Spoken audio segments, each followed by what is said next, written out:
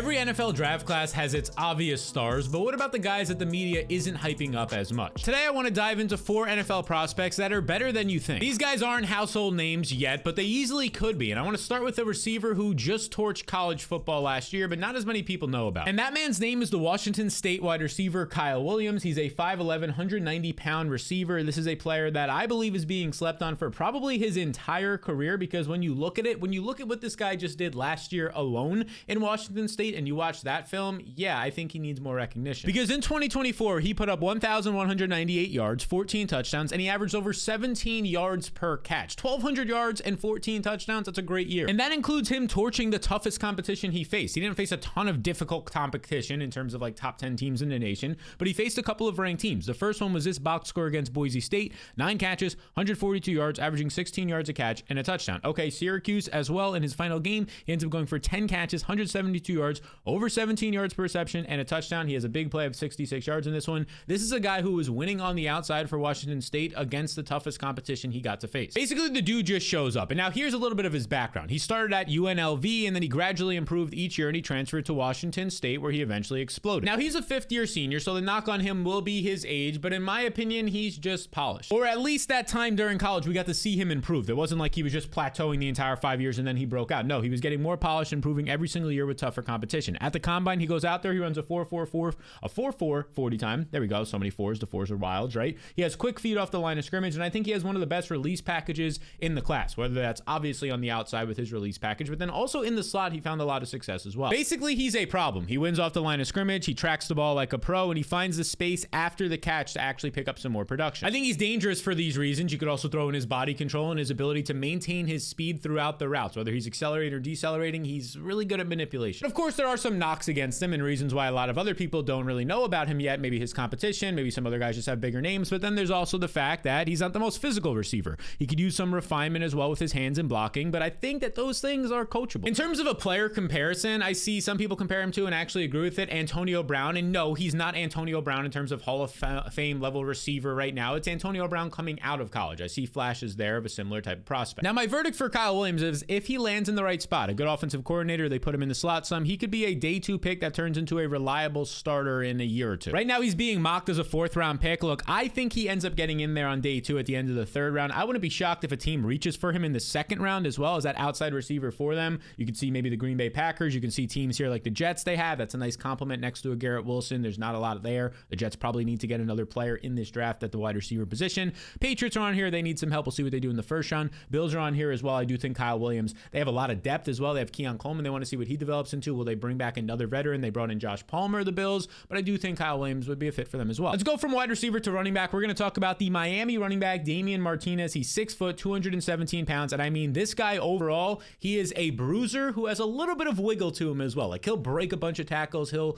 have a ton of contact balance as well. And then he'll also, be able to have some finesse to his game. Now he's averaged over 6 yards per carry in his 3 college seasons, 2 of which were at Oregon State, transfers to a brand new program in Miami, and he's still able to be efficient with over 6 yards per clip. In this past year, despite splitting some time, he was still able to crack over 1,000 yards on just 159 carries. He found the end zone 10 times, and this was a guy who also benefited as a receiver. He got better each year as a receiver with more opportunities. Now, he's not going to be a guy who's going to go out there and probably catch 50 catches or balls in the NFL, at least in his rookie year, but 17 receptions, 204 yards. Overall, he put up 1,200 yards on somewhat limited touches. Less than 200 touches is good to see. Now, the thing you need to know about Damian Martinez is that this guy runs angry. He uses low pad level. He always falls forward, and what separates him from most of the other power backs is just the fact that he has sneaky elusiveness, his lateral ability. He's also improved as a pass catcher every single year, as we touched on earlier, and he didn't fumble at all last year in 2024, which when you factor in all of these skill sets, his lateral ability at 220 pounds or so, it's pretty rare for a running back. Now, the issue to his game, well, he's not going to be like a home run hitter for you. He's not going to be Saquon Barkley or anything near that. He doesn't have the speed to take it 60 yards, and his pass protection is still a work in progress. Some people also point out, and rightfully so, that he was actually charged back in 2023 with a DUI charges. These were eventually dropped, and he was reinstated to play in their bowl game, but he did have some off-the-field concerns that maybe some GMs at least will have questions about, definitely at the NFL Combine, at interviews that he'll come in for, and it's going to be up to him to kind of explain these things away, whether it's things that he actually needs to improve upon off the field, or just give them more context as to why he was in these situations and how he's trying to improve himself from there. I wouldn't necessarily say it buries him. There's been running backs coming into the NFL who have been drafted way higher than Damian Martinez's projected 3rd or 4th round capital and have done way worse things, and they've been been just fine NFL players, whether you like that or not. Now, right now, in terms of just being a value pick on day 3, I like it. A 4th round pick. Wouldn't be shocked if he's one of like a dozen running backs to go by the end of day 3. That's the 2nd and 3rd round, and of course the 1st round as well. He's being mocked to a bunch of different teams. When you're at this point in the draft, yeah, they all make sense. I mean, the Colts, the Chargers, the Cowboys, all those teams could use a running back. Miami can somewhat maybe use a running back. Achane's there, or he most start aging. I think that they could use another back as well in their backfield. We know Jalen Wright's there.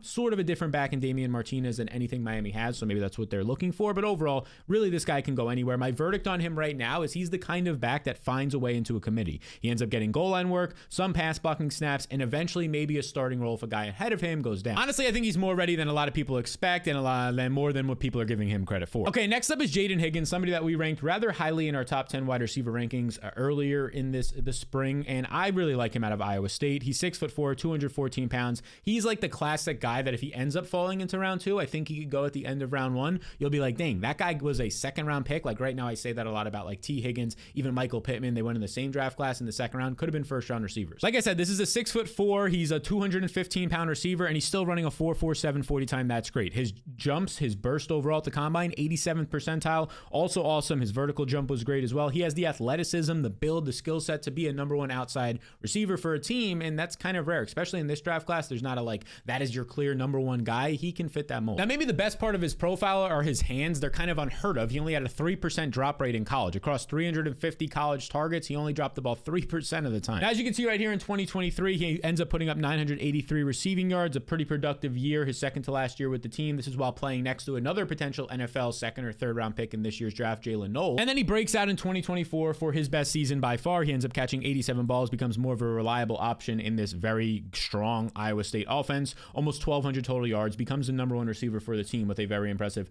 29% target share. Like we said, he's basically never dropping the ball as well. Everything added up for him as he also added in 9 touchdowns in his final year. The production is there. The build is there. How he fits into NFL offenses as a number 1 makes sense. Now, what about the guy's film? He has some of the best body control and tempo manipulation of any big receiver in this class, and he's also surprisingly good after the catch for his size. But what are the red flags? Well, his route tree is limited, and he sometimes hesitates in contested situations, which feels odd for a guy with his size. And while he's big, his blocking hasn't matched the size or the style of his physical profile. But here's the upside in my opinion. I kind of look at him as maybe like a Kenny Golladay type, and the way that Kenny Galladay's career ended with the Giants wasn't the greatest overall, never on the field, always hurt, but the way that it started, especially with the Lions early on, very good receiver. And I think that Higgins is a better athlete, at least coming out, than a Kenny Golladay was. I think that he could be one of the best values in the draft, especially if a team ends up getting him in the 2nd round. Now, before we get into the next guy who I believe is better than most people expect, if you're enjoying this deep dive analysis that probably a lot of your league mates aren't looking for or finding, well, you probably will also like my free newsletter. As you can see right here, it's called the Fantasy Club. It probably takes 4 minutes or less per week if you want to read it and become a smarter fantasy player, and you could join over 40,000 other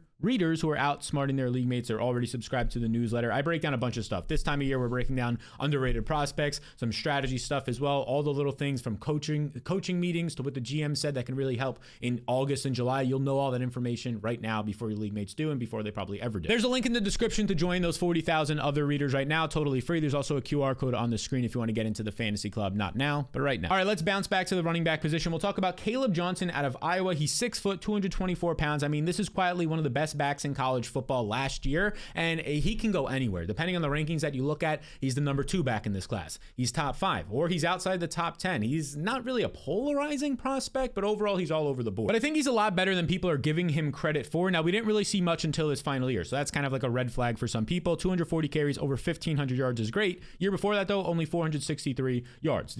Iowa kind of changed their offense to just lean on this guy, and it made sense. He goes for 23 touchdowns. You scroll over to his receiving production. He ends up catching 22 balls on a 10% target share, so he's massively involved there as well in his age 21 season at Iowa. Now, for a guy who barely cracked 450 rushing yards until his final year last year, you might be asking what changed, and simply put, it's just everything. His vision improved massively. He was hitting a bunch of more big plays of 15 plus yards. I believe he led the nation in that category. His contact balance was also excellent, and he averaged over 4 yards after contact per carry, and in the fourth quarter of games, he was averaging 5.8 yards per carry. He got better as the game went along. Think of like Derrick and Henry in that aspect, a true workhorse back. I mean, he was Iowa's entire offense, and even with the defense knowing it, he was still able to rip off these big plays because of just his skill set, what we saw in film. He's not flashy, he doesn't have elite burst, but he's consistent, physical, and smart as a runner. He makes the right read almost every single time. Now, of course, there are some issues if some people think he's a top 3, top 5 back, and some people don't think he's a top 10 back in the class. His pass protection is shaky for his size. He's not a creative runner. He's more of a system guy, but I think a decent amount of this is fixable, especially depending on the team that he lands on. Overall, my verdict on Caleb Johnson is that he's a plug and play early down guy right away as a rookie, and if he lands in the right situation, maybe like a Chicago or a Dallas, he could become a featured starter and somebody that we're remembering pretty strongly this time next year for fantasy. And now Johnson is most often mocked into being like a late second round pick. I think that makes a lot of sense. I think some team will eventually reach on him. The Broncos, if they don't take like an Amari on Hampton in the first round. The Cowboys, if they don't end up reaching on a running back, I don't think they're going to take a running back with the 12th overall pick.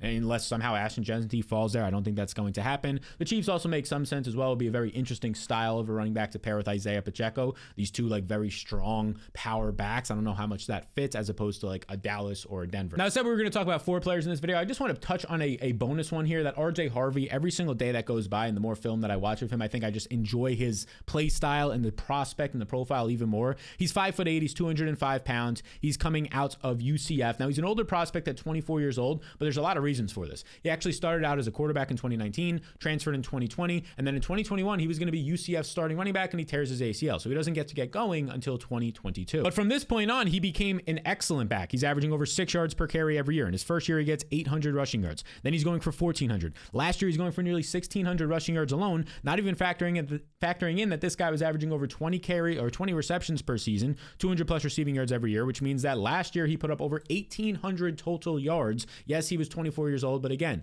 there's reasons for that. An injury, changing positions, the COVID year, right? His final 3 years when he's actually been able to produce, he's been great. Now, he's smaller. He's 5'8", 205 pounds, but he's a missile. His burst, lateral cuts, and big playability are unmatched in my opinion. He runs angry. He has great vision, and as we mentioned earlier, he can catch passes. He averaged 20 receptions per year in his 3 college seasons. And now that's 3 college seasons of actual production, right? Not the COVID year or the year where he was a quarterback in 2019. Now, what are the downsides to his profile? He hunts for home runs often. His pass protection is a liability. And like I said, he's already 24 years old, which I don't think many teams will care too much about. Like when they see the reasons why for that, he'll play his 4-year contract with the team, be 28 and go to another team. I think that's not really going to halt him too much. So my verdict on RJ Harvey is he's not a perfect prospect. He does have some flaws, but if he's going to see 10, 12, 14 touches a game in the NFL, he could pop early. Think like a Devon Achane or even a Bucky Irving type from that standpoint. So there you have it. 4 NFL draft prospects that I believe are better than most people expect, including a bonus one that can pop off if he lands in the right spot in RJ Harvey. Don't be shocked if a few of these names are starting and producing some big numbers by mid-season of their rookie year. I think they have that ability. Now, if you want to see the perfect fantasy landing spots for all the top prospects in this draft class, well, you can check out that video that dropped a couple of days ago right here.